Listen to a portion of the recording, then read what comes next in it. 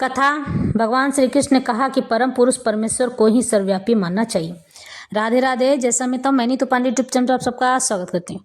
इस प्रसंग का वर्णन भगवत गीता में मिलता है। भगवान श्री कृष्ण कहते हैं कि हे अर्जुन, मुझे ही सब कुछ मानना चाहिए। मैं ही सारे जगत में व्याप्त हूँ। मैं ही सबके भीतर में प्रवेश करके उनके अंदर के अंधकार को मिटाता हूँ और अज्ञानता को दूर करता चला जाता हूँ। ये बात और है कि मनुष्य मुझे समझना नहीं चाहता है। वह तो ये भी नहीं जानना चाहता है कि जो मेरी आत्मा कह रही है मैं उसकी बात सुनूं, और वह सुनना के बजाय वह मुझे और दबाता चला जाता है, अपना मनमाना जीवन जीने लगता है। बाद में वही व्यक्ति अपने जीवन के दुखों का भागी बनता है। फिर वह मुझे कोसने भी लगता है और कहता है कि हे परमात्मा, मैंने ऐसी कौन सी गलती की थी जो मेरे साथ ऐसी घटना घट गई। वह अपने पिछले कर्मों को नहीं देखता है और बिना देखे समझे जाने ही मुझे दोष देने लगता है। हे अर्जुन, मैं किसी के दुख और सुख का भागी नहीं होता हूँ। जो लोग मुझे अपना मानते हैं, मुझे अपना मानकर भजते हैं, मेरा भजन चिंतन मनन कीर्तन करते हैं, मैं उसके सारे दुख दूर कर देता हूँ। उसे उस गंदी नाली के कीचड़ से उठाकर एक शुद्ध साफ स्वच्छ आसन पर बिठा देता हूँ, ताकि वह अपने जीवन में उन्नत रास्ते की ओर स्वयं भी चले और लोगों को चलने का मार्ग भी दिखाए। जीवन इसी का नाम है। जब आप अच्छे काम करते हो तो मैं और प्रसन्न हो जाता हूँ। यही नहीं, प्रसन्न होकर उसके जीवन में उसके आने वाली पीढ़ियों का भी उद्धार कर देता हूँ। भगवान श्री कृष्ण बार बार इस बात को कहते चले जाते हैं कि मैं ही सर्वत्र हूँ, सब जगह हूँ, सर्वव्यापी हूँ, सब कुछ मैं ही हूँ। मनुष्य के जीवन का ज्ञान भी मैं ही हूँ, मनुष्य के जीवन का सुख भी मैं ही हूँ, उसके जीवन का दुख भी मैं ही हूँ, जन्म भी मैं ही हूँ, मृत्यु भी मैं ही हूँ, और जिसके जीवन में जो घटना घटती है उसका कारण और उसका निवारण भी मैं ही हूँ। हे अर्जुन, जो लोग मुझे अपना समझकर प्रेम से मुझे भजते हैं, मैं उसके सारे कष्टों को हर लेता हूँ। उसका कारण और निवारण मैं स्वयं बन जाता हूँ।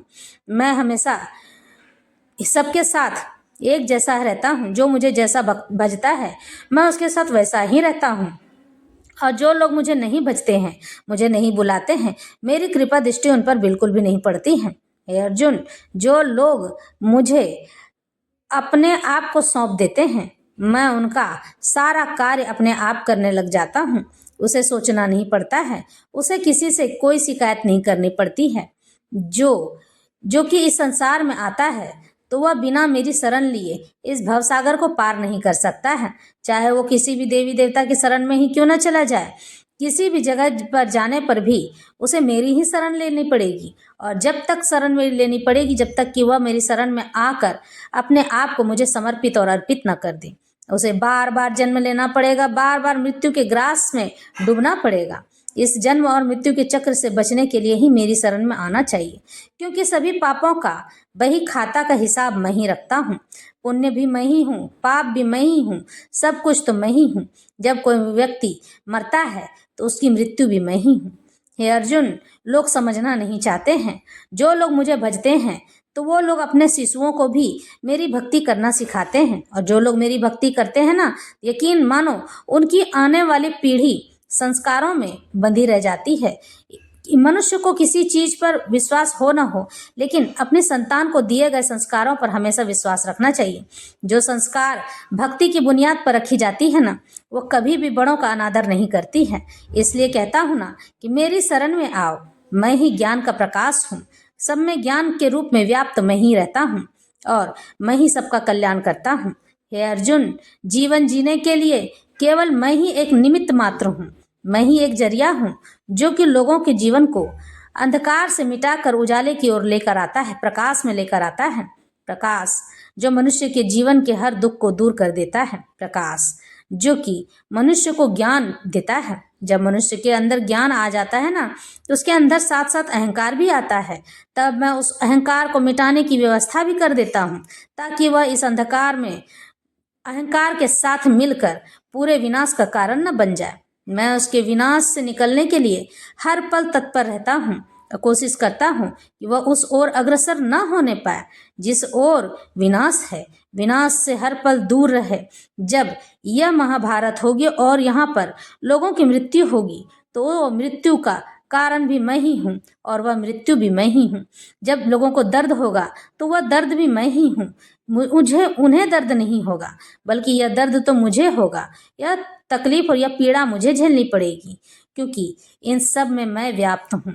सबकी आत्मा के रूप में, सभी की नाभि में मेरी ऊर्जा शक्ति विद्यमान है और वही ऊर्जा शक्ति आत्मा कहलाती है। सूक्ष्म शरीर तो शरीर से निकल कर चली जाएगी अपने योगों और भोगों को भोगने के लिए, किंतु जो मेरी ऊर्जा है ना, वह इस दुख को हमेशा तड़प तड़प कर रोती रोती कहेगी कि मुझे अंत समय तक आने नहीं दिया, यानी कि अपने कर्म पूरा कर लेता तब तक मैं शरीर में रहता तो मैं शुद्ध होकर अपने प्रभु के पास मिलन में चला जाता। लेकिन ऐसा नहीं होता है। मनुष्य गलत कार्यों के कारण से ही अपनी अल्पायु को प्राप्त हो जाता है और जब अल्पायु में उसकी मृत्यु होती है ना तो उसका सूक्ष्म शरीर तो तड़पता ही है, नरकगामी भी होता है, लेकिन आत्मा भी रोती है और इस ब्रह्मांड में चारों ओर इधर उधर घूमती रहती है ताकि उसे कोई नया शरीर, नया जन्म मिल सके। यही नहीं, नया जन्म के साथ साथ वह अपने ईश्वर के शरण में जाने को तत्पर रहे। वह खोजती रहती है कि मैं नया जन्म कहाँ जाकर लूँ। ये ऊर्जा पूरे ब्रह्मांड में भटकती रहती है और भटकते भटकते यह आत्मा एक शरीर ऐसा तब पा जाती है जब यह अपने आप को ईश्वर को समर्पित करने के लिए तत्पर रहता है। लेकिन मेरी माया इतनी प्रबल है कि मेरी ऊर्जा जाने के बाद भी, वह जागृत होने के बाद भी, वह मनुष्य जन्म लेने के बाद भी वह मेरी माया में लिप्त होकर अपने और पराये में डूब जाता है। ये मेरा अपना है, ये मेरे लोग अपने हैं, मैं इनका हूँ, मैंने इन सब से प्रेम किया है, मैं नहीं देखूंगा तो कौन देखेगा, मैं इनका ख्याल नहीं रखूंगा तो कौन रखेगा। वो ये भूल जाता है कि मेरे सिवाय कोई किसी का नहीं होता है, मैं ही सबका कल्याण करता हूँ, मैं ही सबका देखभाल करता हूँ, मैं ही सबका लालन पालन करता हूँ, मैं वास्तव में सबका पिता हूँ। और पिता बिना कहे ही अपने संतानों की देखभाल करता है, बिना कहे ही उसका हर बात समझ जाता है। पिता अपने बच्चों के लिए हर पल हर घड़ी तत्पर रहते हैं और इस आस में जीते हैं कि आज नहीं तो कल वह मुझ तक पहुंच ही जाएगा, कोई न कोई युक्ति लग ही जाएगी। वह मनुष्य प्रयास करके तो देखे, मैं उसके प्रयास में और प्रयास बढ़ाकर अपना हाथ लगा दूंगा ताकि वह मुझ तक पहुंचने में कोई कमी न रह पाए और मुझसे अति प्रेम कर सके। जब वह बात मुझ तक पहुंच जाती है ना तो मैं स्वयं ही जाकर उसके सारे काज संभालने लगता हूँ, सारे कार्य करने लगता हूँ।